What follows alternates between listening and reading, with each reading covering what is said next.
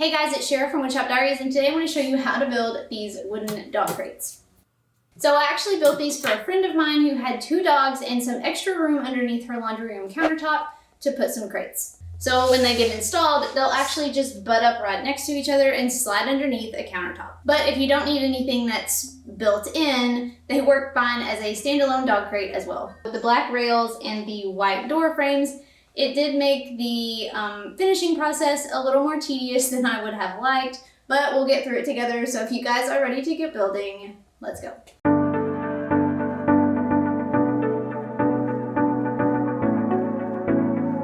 Since this was custom built to fit into a specific space, my measurements are a little random here. Now, I provided step-by-step instructions for this project on my website and I've linked them below, but you may want to determine your own dimensions to fit your size dog and your own space constraints. Personally, I would probably do my best to find a plastic tray liner or a dog bed that's a good size for my dog and just build this crate to fit those measurements. Nonetheless, this is a pretty straightforward build and it's very easy to customize, so let's jump right in. I began this project by cutting down the plywood needed to build the main cabinet carcass of the crate. As usual, I used a circular saw in my Craig cutting guides to cut down the sheet. I started by cutting a piece off the sheet to use as the top panel later, and I set this to the side. Then I ripped down the remaining sheet into strips to make the cabinet body.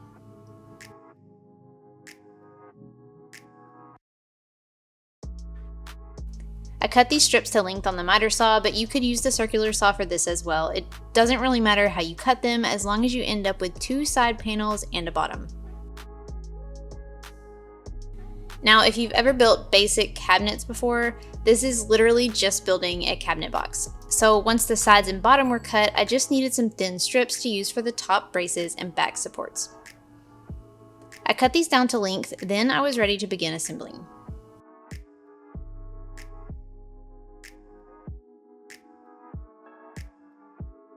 The width of these thin support strips isn't really critical, but I did cut one of them to be about 3 inches wide to use as the toe kick at the bottom of the box. You can obviously adjust this to raise or lower your bottom panel as desired. To keep things super simple, I just used pocket holes to assemble this box. So I drilled pocket holes into the ends of the thin strips and across the ends of the bottom panel. I used this strip to help me install my bottom panel into my side panel exactly 3 inches up from the bottom edge. Then I continued assembling by attaching these top strips using pocket hole screws. Note that I did apply some iron-on edge banding to the front edges of all of these pieces that will be exposed. This just made things look a little cleaner, but is definitely an optional step. The top 2 support strips in this cabinet will be used to install the top panel later, and the piece at the back will be used to secure this cabinet to the wall studs once it's set in place. This is just like your typical kitchen, bathroom, or built-in cabinets. Once the sides, bottom, and top were assembled, I added the toe kick piece just a couple inches from the front edge and set this cabinet aside to start work on the front face frames and door. Since I was going to be painting these pieces, I just used some pre-primed pine, say that 3 times fast, for the face frame and the door frames of this project. I ended up buying some 1x6s, which I ripped down into 1x3s because this was cheaper, but if you don't have a table saw, you can definitely just grab 1x3s off the shelf and use those as well. I trimmed these to length, and then here's where things got a little tedious. So I'm building 2 crates at once, so I have double of everything that I need here, but I think you get the idea. Basically, I'm going to be building 2 rail panels for each dog crate. So we'll have a stationary panel that won't move, that'll be secured to the cabinet box, and then we'll have a door panel that will actually open up. What I've done is I've cut the pieces for the stationary panels. So here's our one stationary panel, and then I'll have a door panel that will have these. So the stationary panel is smaller than the door panel, but you can like mix and match those measurements as you need. For the stationary panel, since you won't be seeing the back side, I'm just gonna keep things super simple, and I'm gonna use pocket holes to assemble it, but I can't assemble it until I have everything painted, and the dowels will need to be cut and painted first, so I'll have to paint everything like separately and then assemble it once the paint is dry. So I'm going to go ahead and drill the pocket holes though, just so I can kind of keep my mind straight on like how things are going together. And then I'm going to drill the dowel holes here for the rails, and then I'll paint, and then I'll put everything together. The door will open and close, so you will be seeing the back side of the door. I'm going to use dowels to assemble it just because I don't want to see pocket holes, and pocket holes are kind of big to putty and it just takes a long time and I'm impatient. So I'm going to use dowels instead so that we won't see the joinery to assemble the doors. I cut down the pieces to make the door and a stationary rail panel to fit my cabinet. Now you can customize the sizes that you want here to fit your own needs, but once I had my pieces cut, I just laid out my smaller stationary and my larger door panel frames and started drilling the holes for assembly. I drilled pocket holes into the ends of the top and bottom stationary panel frames. Then I marked and drilled the dowel holes for the door panel using this simple dowel jig. I made sure to label everything well so that when I go to put them all together, I know where each piece goes so the holes will actually line up. Once the pocket and dowel holes for assembly were drilled out, I marked and drilled the dowel holes to insert the rails. Now I decided to add 2 rails in the small stationary panel and 7 in the door, so I just measured and tried to evenly space these so that they looked okay. The goal here is to space them close enough so that the dog can't get their head stuck between them. So I just measured and marked out the placement for the rails on these 2 frames. I was using 3/8 inch diameter dowels, so I used a 3/8 inch Forstner bit to drill out these holes. I just drilled until the cutter head was about flush with the surface of the wood. The exact depth isn't critical here, but consistency is pretty important. Once all of these holes were consistently drilled to the same depth, I gave everything a good sanding and then painted all of these pieces separately. As you can tell, I've been painting. There has been weeping and gnashing of teeth. I hate painting, so I'm letting it dry. I'm going to put another coat, and while I'm doing that, I'm going to go ahead and work on the dowels. So hopefully I can get everything painted, let it get good and dry, and then come back tomorrow and start assembling it. And then I will go back and I will finish just with like a clear coat the cabinets, just in case like one of the dogs has like an accident or something. I just think it'll be easier to like have this nice and finished with a clear coat. So the most challenging part of this project was simply doing the two-tone finish on these dowels and frame. I had to paint the frame pieces individually, then cut the dowels and paint them individually before putting them all together.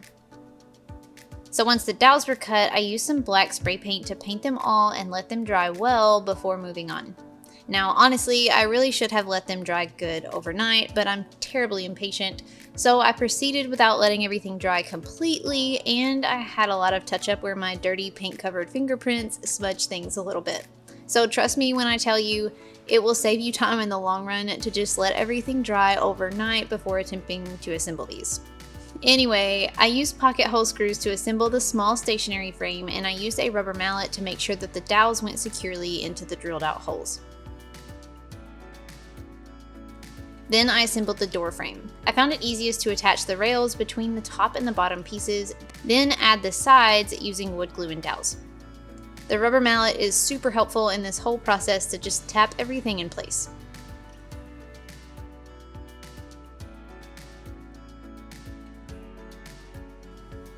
I clamped the door together until the glue was dried, and then went back and puttied, sanded, and smoothed over all of the joints on both frames and touched up the paint. Now the worst part is over, so it was time to move back to the fun stuff and continue actually putting this crate together.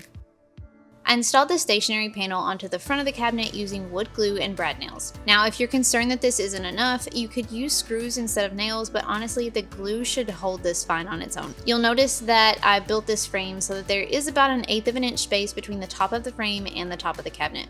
This is because I made the door that way so that it had some clearance to open smoothly, and I wanted the frames to be even. So that's why you see this little space here at the top. It was intentional. I puttied over these nail holes, then I came back later and sanded and touched up the paint again. It felt like touching up paint was a never-ending process in this project.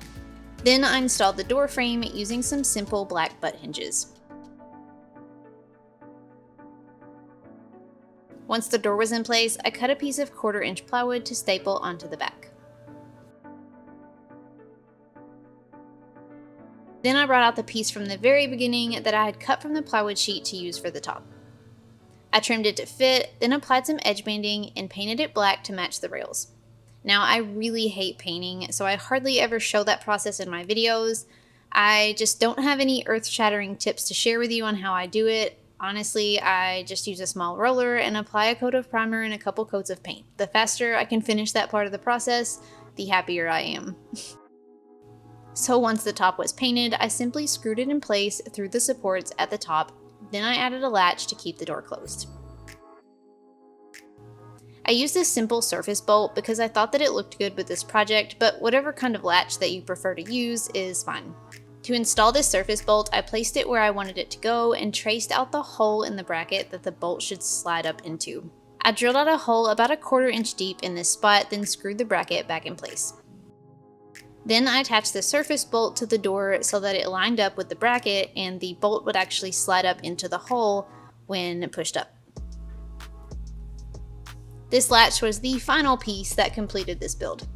After I installed these surface bolts, I actually went back and I added a magnetic catch right here on the door so that it would kind of pull the door into place and make the surface bolt a little bit easier to slide up into the hole. I also gave the inside of the crate a couple of coats of clear poly just to make it easier to wipe out and clean if there happens to be any accidents in the crate.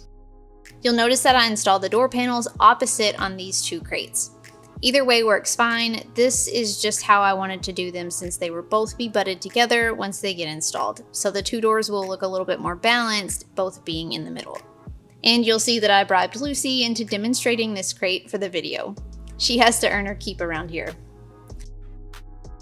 Anyway, I hope you guys enjoyed this video and I hope it inspired some ideas of your own.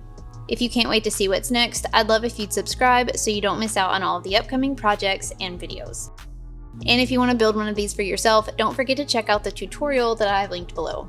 Thanks so much for watching, friends, and until next time, happy building!